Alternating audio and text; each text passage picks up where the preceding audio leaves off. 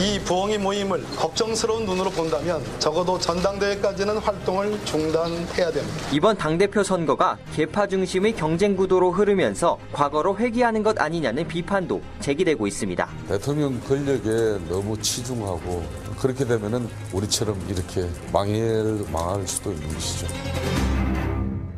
우리처럼 이렇게 망할 수도 있다. 이거는 자유한국당의 김성태 원내대표, 대표 권한대행 목소리를 지금 마지막에 들으셨어요. 뭘 두고 하는 얘기냐? 바로 민주당의 부엉이 모임을 두고 하는 얘기입니다. 지금 더불어민주당이 새 지도부 뽑는 전당대회를 앞두고 있는데 친문계 의원들의 비공식 모임, 부엉이 모임이라는 존재가 알려지면서 논란이 일고 있습니다.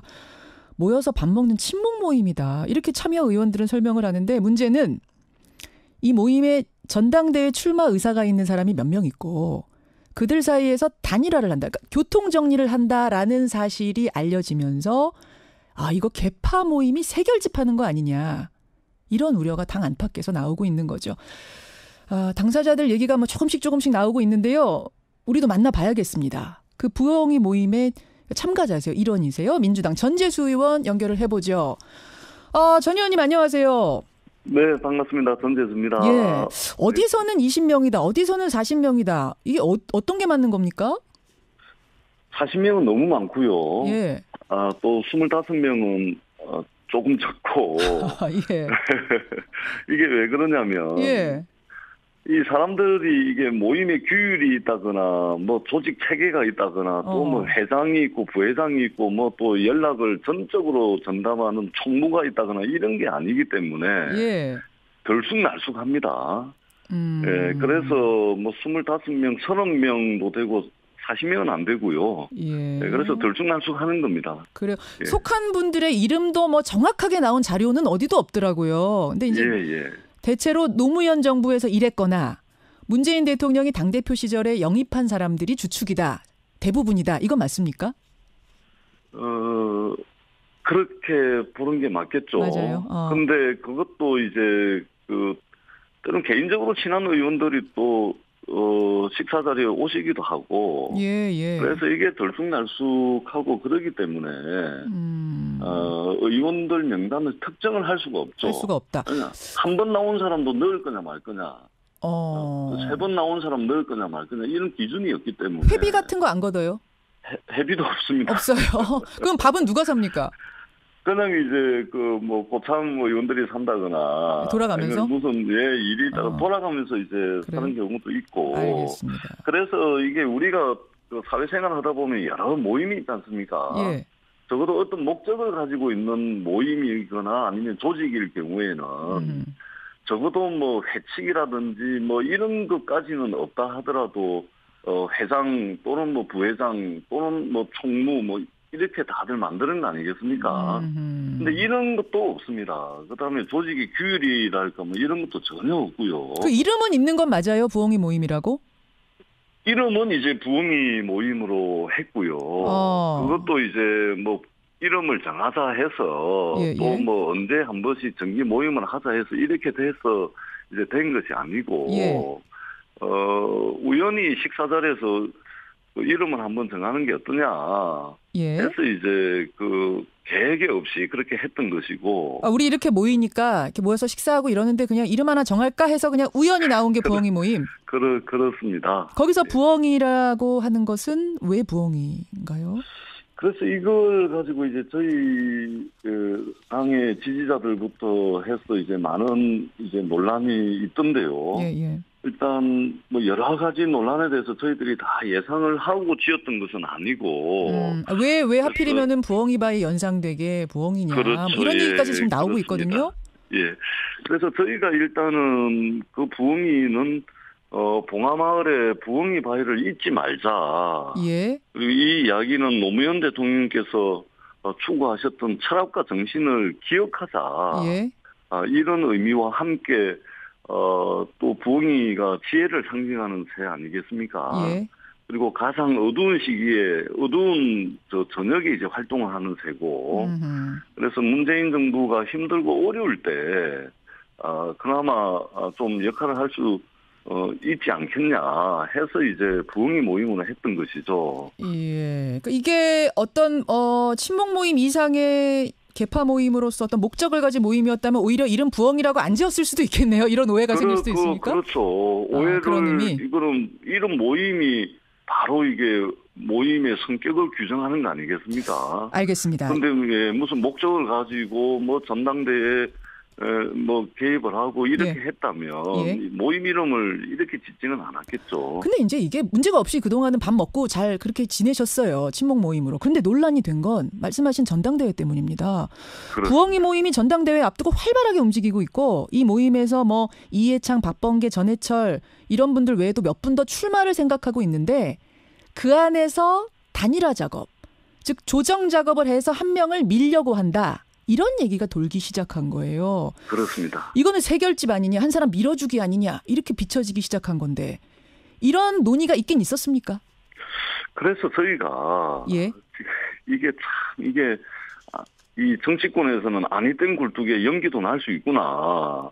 이런 이제 생각이 들어요. 아니 땐 굴뚝에 이게 연기도 나는구나 정말. 전혀 없었어요. 그럼 이런 논의가? 전혀 없었습니다. 왜냐하면 저희가 지방선거가 끝나고 난 뒤에 총 3번 모였거든요. 6.13. 그런데 지방선거 끝나자마자 이제 지방선거 다들 지역구에서 이제 고생을 했지 않습니까? 끝나자마자 이제 지방선거 끝나고 난 뒤에 한번 보자. 라고 해가지고 모였는데 그날 이게 이제 언론 보도가 난 거예요. 그래서 지방선거 끝나고 난 뒤에 이제 지방선거 이야기 하다가 이제 앞으로 남은 우리 당의 중요한 이벤트가 전당대회 아니겠습니까? 그래서 전당대회에 대해서 그날 참석한 사람들이 다들 자기 의견들을 한마디씩 했던 거고. 그리고 이게 이제 기사화되면서 그동안 아무런 이게 관심이 없다가 이 전당대회라는 시기하고 맞물리다 보니까 여러 가지 이제 불필요한 오해들을 좀 나왔다.